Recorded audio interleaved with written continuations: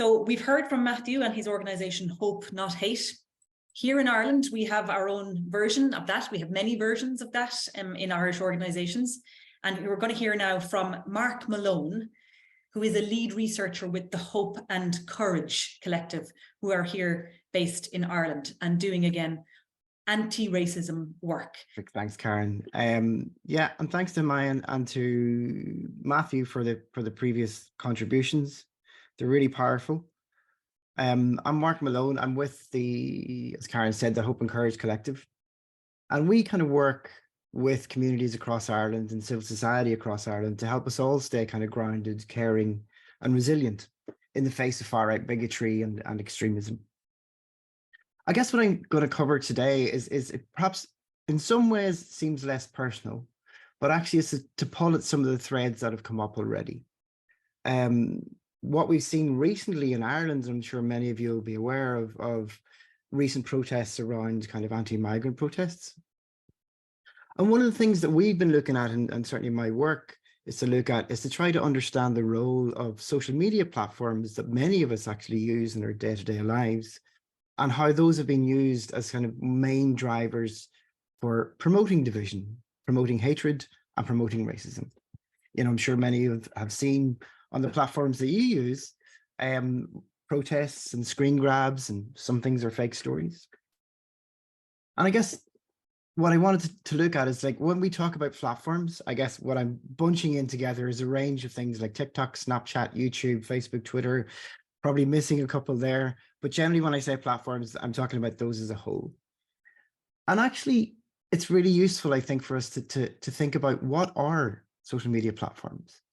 And, you know, we use them in ways to share stories with our friends, to stay connected with our friends and families, to share videos.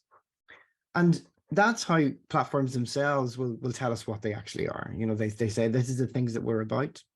They'll also sometimes describe themselves as tools for making the world a better place.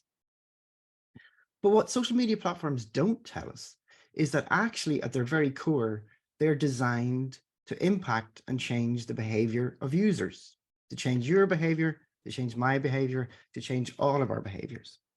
And so what do I mean by that, or why might that be true? So all of the platforms themselves are based on an advertising model. So they want, you know, the likes of Coca-Cola, Adidas, or whatever, they're used to kind of to fund and to drive the kind of the platforms themselves. And in order for Facebook or Snapchat or Twitter to be able to get advertising, they tell those companies they can change what the users do. So in some ways, what they are telling kind of private companies to get the money is that they have an ability to change how you think and feel, and to affect and impact upon your behavior. And so that's very different than when we think about using kind of TikTok or Facebook to share videos. And actually what they're doing is selling your time whilst you're on the platform, and being able to say that they will be able to change how you think and feel about certain things, whether that's about what clothes to buy, what food to consume, stuff like that. So that those tend to be the sort of drivers of it.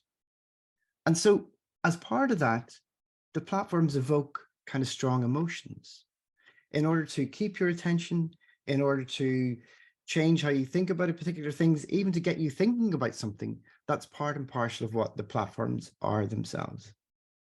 Now, then we sit back and think about, well, what other types of emotions are provoked on platforms? What are the emotions that are involved in terms of promoting racism or hatred? Or the other way, what are the other kind of emotions that are kind of, you know, in some ways, emotions are very much like oxygen in the air. You know, we absolutely, they're a central part of who we are. They're a central part of how we exist in the world. Yet sometimes we aren't really super conscious of what they are at a particular moment in time. And what social media platforms and advertisers, and actually those that are involved in pushing hate, harm, and division within our societies and our communities, they're really good at provoking emotions. And, you know, without provoking emotions, they can't get you to think about something. They can't get you to change your behavior or to frame how you understand what things are.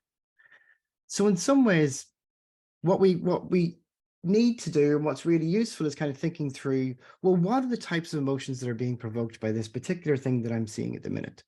And, you know, that can be a video about a protest. It can be someone saying something really nasty about people who are coming to this country seeking kind of state protection, fleeing war.